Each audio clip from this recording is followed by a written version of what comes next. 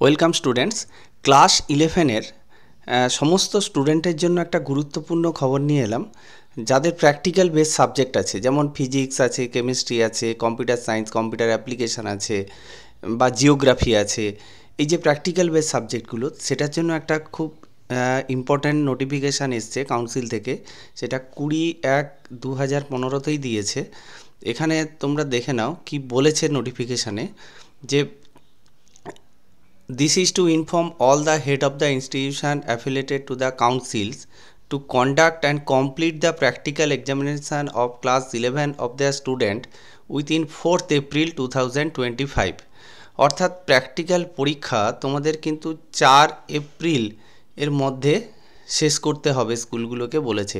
এবং তারপরে যে কথাগুলো বলা আছে, এটা হচ্ছে semester 1, semester 2, supplementary examination of semester 1 এর মার্কসগুলো এবং প্র্যাকটিক্যালের মার্কস অনলাইন পোর্টালে আপডেট করার কথা বলা আছে 14ই এপ্রিলের মধ্যে।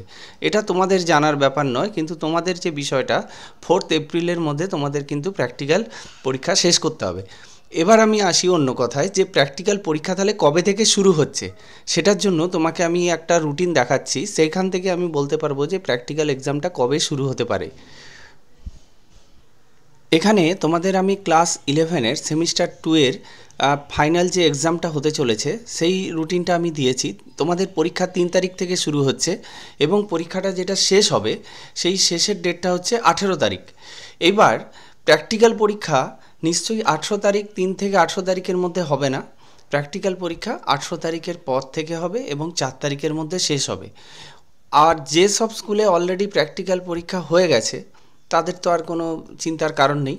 কিন্তু তোমাদের একটা কথা মনে রাখতে হবে, প্র্যাকটিক্যাল পরীক্ষাতে তোমাদের কিন্তু অ্যাবসেন্ট হলে চলবে না।